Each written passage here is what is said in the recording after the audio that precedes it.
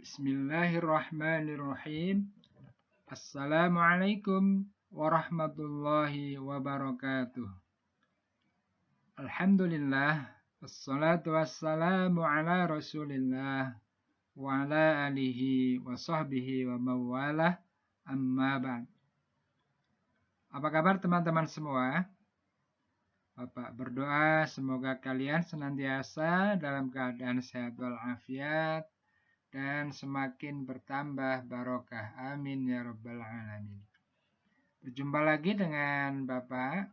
Pada kesempatan kali ini, Bapak akan menyampaikan materi pembelajaran PAI, yaitu bab 10 tentang kisah teladan Nabi kita, yaitu Nabi Muhammad Sallallahu Alaihi Wasallam dan para sahabatnya. Namun pada kesempatan ini yang akan disampaikan adalah bagian yang ke-1 tentang kisah singkat ya. Teladan Nabi yang sangat mulia, Nabi kita semua, Nabi Muhammad Sallallahu Alaihi Wasallam. Teman-teman semua yang dirahmati Allah Subhanahu Wa Taala, sebelum kita mempelajari lebih jauh tentang teladan beliau, mari kita awali kegiatan kita dengan bersama-sama membaca doa belajar. A'udzu billahi minasy syaithanir rajim. Bismillahirrahmanirrahim. Raditu billahi rabba wa bil islami dina wa bi Muhammadin nabiyyan wa rasula. Rabbi zidni ilma warzuqni fahma. Allahumma anfa'ni bima 'allamtani wa 'allimni ma yanfa'uni wa zidni ilma. Alhamdulillah, semoga doa kita diterima oleh Allah Subhanahu wa taala dan Allah memberikan kemudahan dan kemanfaatan dari ilmu-ilmu yang kita pelajari pada kali ini. Teman-teman semua yang dirahmati Allah Subhanahu wa taala,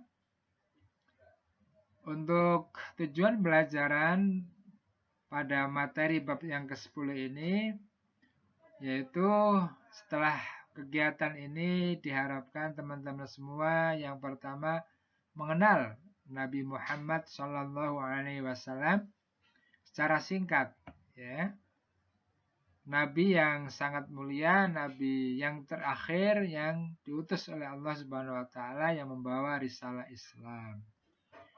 Yang kedua, diharapkan kalian semua mampu meneladani sifat terpuji Nabi Muhammad Sallallahu Alaihi Wasallam. Teman-teman semua yang dirahmati Allah Subhanahu wa taala, bagaimana kisah teladan Nabi Muhammad Sallallahu Alaihi Wasallam itu?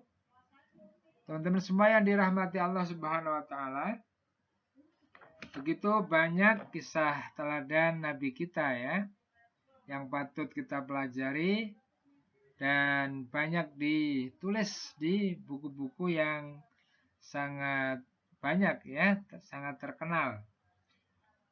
Dan Nabi Muhammad SAW merupakan Nabi yang terakhir sekaligus suri teladan yang terbaik. Selain perilaku terpuji beliau, kita juga perlu mengetahui kisah dan keteladanan dari para sahabat yang disebut dengan Khulafaur Rasyidin, yaitu sahabat Abu Bakar As-Siddiq, Umar bin Khattab, Utsman bin Affan, dan juga Ali bin Abi Thalib. Namun sebagaimana yang Bapak sampaikan pada awal tadi, bahwa pada kali ini yang akan disampaikan adalah bagian pertama tentang kisah teladan Nabi Muhammad Sallallahu Alaihi Wasallam. Baik, teman-teman semua yang dirahmati Allah Subhanahu wa taala, untuk mengenal beliau, mari kita telaah tentang sejarah kelahiran beliau ya. Bahwa kelahiran beliau itu ada di kota Mekah, artinya beliau lahir di kota Mekah. Dari sisi tanggal hijriahnya, beliau dilahirkan pada tanggal 12 Rabiul Awal. Kemudian tahunnya sering disebut dengan tahun gajah. Mengapa disebut tahun gajah? Karena sebelum beliau lahir, ada pasukan yang dipimpin oleh Raja Abrahah yang akan menyerang Ka'bah. Ya. Namun Allah Subhanahu wa taala menjaga Ka'bah, maka kemudian untuk menggagalkan rencana Raja Abrahah dan pasukannya itu, Allah Subhanahu wa taala menurunkan sepasukan burung yang membawa batu-batu panas, kemudian dilemparkan kepada pasukan Raja Abrahah tersebut, dan Raja Abrahah kemudian gagal untuk menyerang Ka'bah. Kejadian itu bertepatan dengan tahun miladiah, yaitu tanggal 20 April tahun 571. Teman-teman semua yang dirahmati Allah Subhanahu wa taala, adapun nama ayah beliau adalah Abdullah. Sering disebut dengan Sayyid Abdullah, ya. Namun qadarullah beliau wafat sebelum Rasulullah Shallallahu alaihi wasallam terlahir di muka bumi ini. Adapun nama ibunda beliau adalah Aminah, sering disebut dengan Sayyidah Aminah.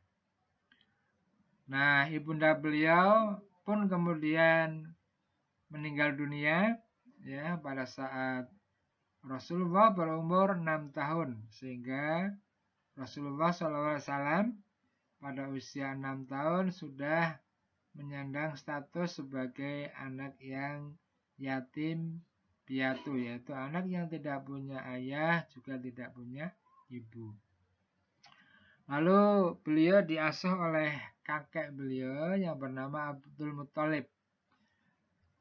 Abdul Muthalib sebagai kakek beliau sering menggendong Rasulullah kecil untuk tawaf di sekeliling Ka'bah dan selalu berdoa agar cucunya tersebut menjadi anak yang soleh.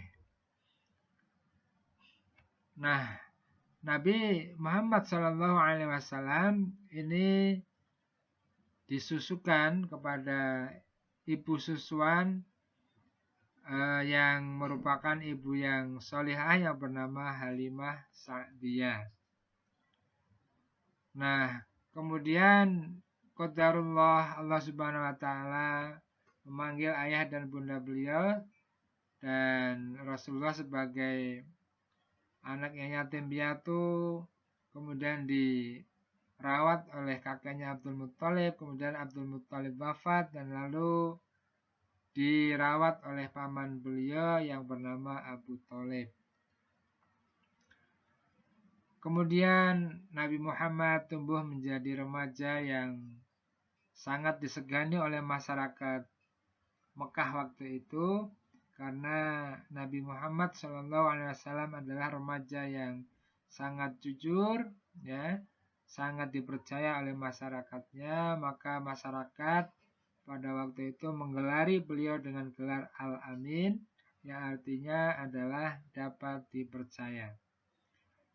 Kemudian beliau memiliki karakter yang sangat luar biasa mulianya. Yang pertama adalah sidik, ya, sidik artinya benar atau jujur, karena beliau senantiasa berkata jujur, bertindak jujur dan benar, ya.